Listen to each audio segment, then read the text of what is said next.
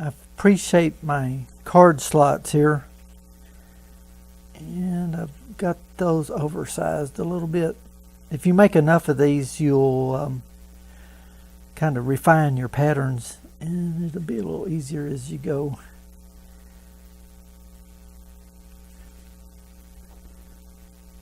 Put a pencil mark right there and right there, and then I'm going to hold that, turn that over, and pencil that, so I kind of know where I want to put my glue.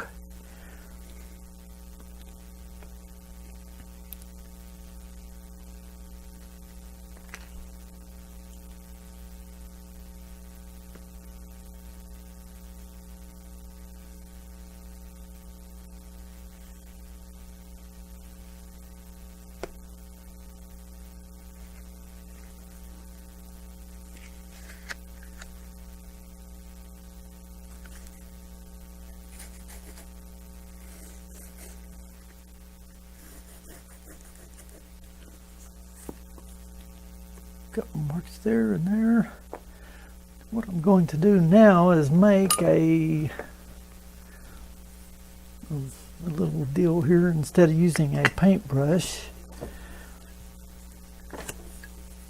I'm going to make an applicator out of this scrap piece of leather here. And I've got my glue right here. Going to set my brush aside,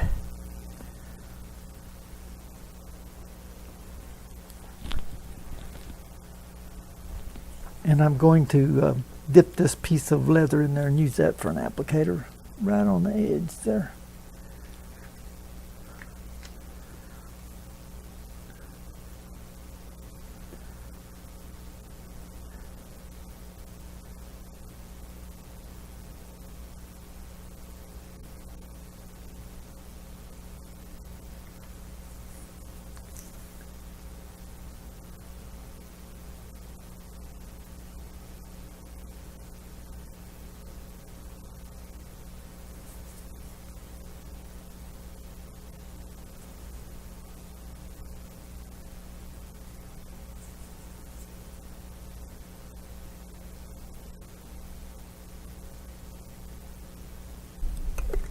Now let that set a few minutes, and then I'll glue the two pieces, the two pockets onto the wallet. Got my little pencil mark up there, there.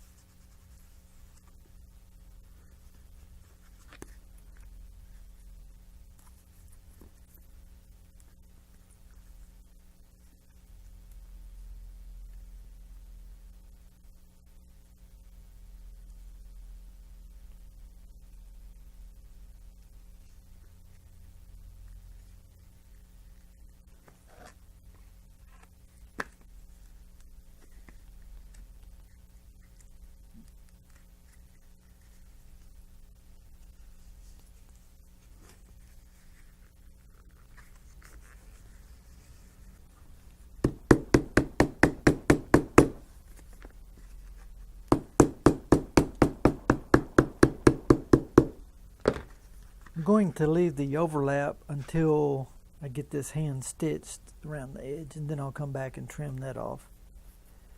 At this time I'm going to pre-punch my holes with my sharpened awl here, and I'm going to sit in and just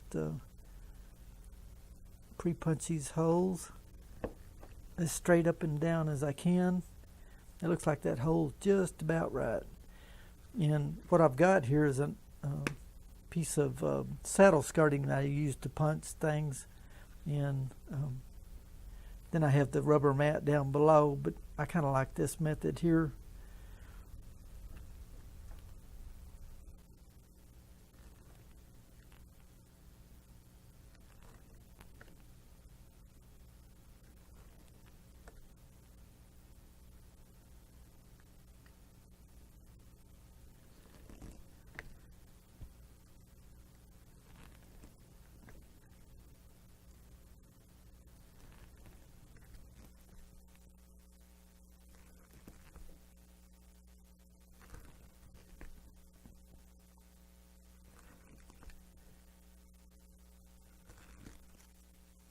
Now I have my holes pre-punched, and once I get my piece in the clamp over there, I may have to come back and like enlarge the holes a little bit, but not sure yet. Anyway, I'm going to be using this 346 waxed poly thread. It's going to make a pretty keen stitch, kind of a fat stitch, I would say. What I need to do is reel off enough that I can get around there.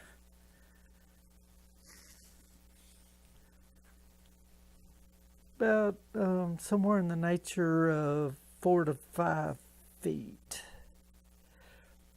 Let's see, that's 3 plus 2, that's about 4 foot.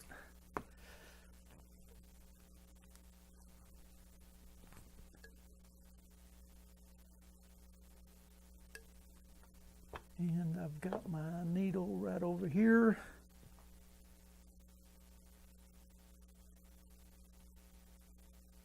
Thread my needle, run that through about 3/4, and then what I'm going to do is run the tip of my needle through the thread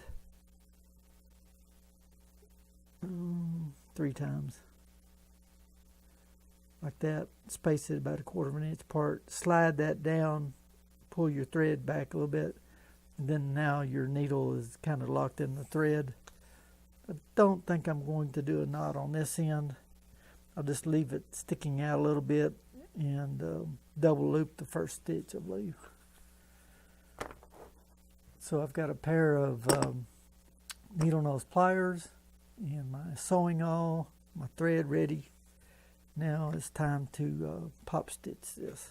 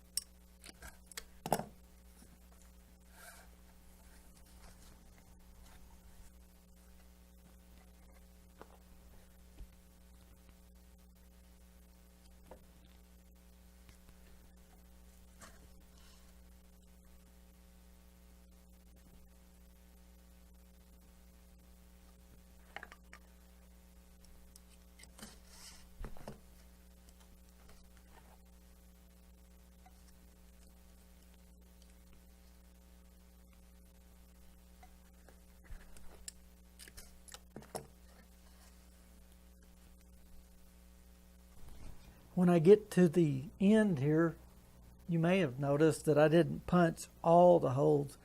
When you're doing the pop stitch, you can actually, the last few stitches, figure out if it's going to come out right, and you can either kind of crunch up your next to the last stitch or so and make that come out right. So that's up, down, and then I'll have my last stitch coming up like it should, and I'll double loop that and just cut it off even on the back. Then next thing is to tap my stitches down and trim my pockets off here. Appreciate you watching this. Hope you have some fun with making your leather wallets and hand stitching them, and I think you should try the pop stitch method. It's pretty expedient. You can get it done pretty quick.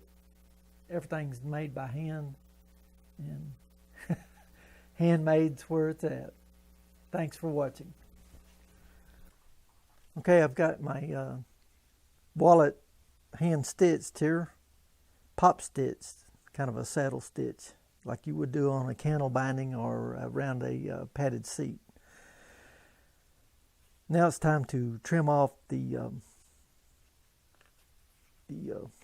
card slots on the bottom, and there's a couple ways you can do that. You can use well, first of all, like a craft tool 3780-00. It's a corner punch that will fit around those rounded corners like that. That's a pretty handy tool. And then you can use a round knife to cut your straightaways there. But for this demonstration, I'm going to use this Leathercraft knife. These are some very old, let's see, hide blades made by IP Hide. I'd put these, kind of hid them for over 30 years and actually found quite a few, several dozen that I'd hoarded back. So anyway, I like a Leathercraft knife with a lot of hook on it, and I can cut effectively. And if you don't have these other tools, you can just use a Leathercraft knife to trim your leather, which is just fine.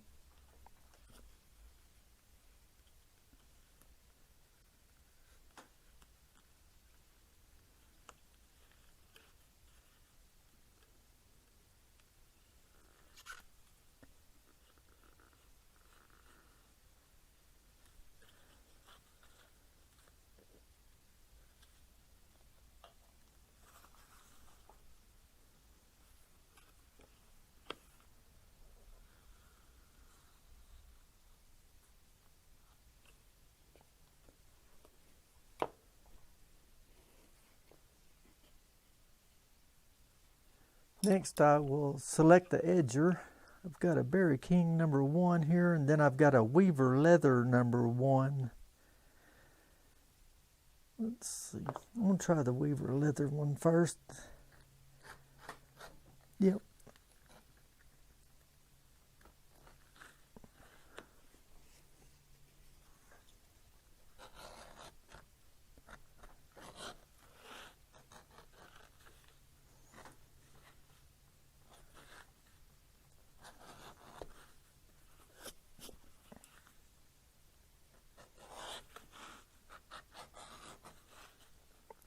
These pieces of this wallet are remnants of, not actually scraps, but I had a lot of odd shaped pieces. This is thin here, and this is saddle leather on the back, and it's a great way to use my little odd pieces of leather. And tell you a funny story. I made one of my other grandsons a leather wallet, and it wasn't too long. He said, "Grandpa, I lost my wallet," so I just made him another one and replaced the one he lost. And then a couple of weeks ago, he said, "Papa, you gonna be mad at me? I found my other wallet." So he said it had a $20 bill in it. I said, "That's okay. You got a spare." All right. Tell you about a new product I've got, and how it will slick the edges up. To slick the edges up, kind of smooth those up a little bit, I'm using a product made by Indelible Leather Finishes. This is a burnishing solution. Pretty awesome. You can take a piece of sheepskin and put the solution onto the sheepskin. Just got just a little bit too much, but what you do is you put a coat on the edge,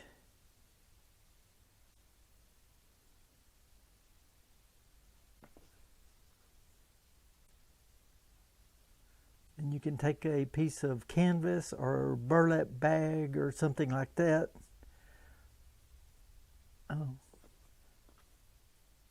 Some kind of cloth, coarse cloth. This is a burlap bag that I've used quite a bit, and so you can just rub it like that. Oh, that's slick. This is an awesome product. I just love it. I've used it on several projects here lately, and it really slicks that edge up. I have the Indelible edge ink in a medium brown, and I may try that a little bit later. I pretty much always like the natural finished edge. I like to see the beauty of the leather grain on there, especially on my saddles. I hand rub everything, and I just, all that hard work, you like to see what you've done. Like the multiple layers there, that just looks awesome. Another product made by Indelible is the leather balm. For a while on the market, most of the leather balm would be too thin and runny. This really has some substance to it. I've tried this on several projects, and I just love this. You may get you a sample of this also and try it. So Indelible Leather Finishes. They make some really awesome product. And I like the way that burnishing solution works. It makes that rough, fuzzy edge smooth. Okay, I'm about done with this step. Appreciate you watching this video. I may dye these letters black here and then paint Woody. Red hair, blue shirt, and little white collar and the sleeves there. So hope this gives you some idea, and have fun with your leathercraft.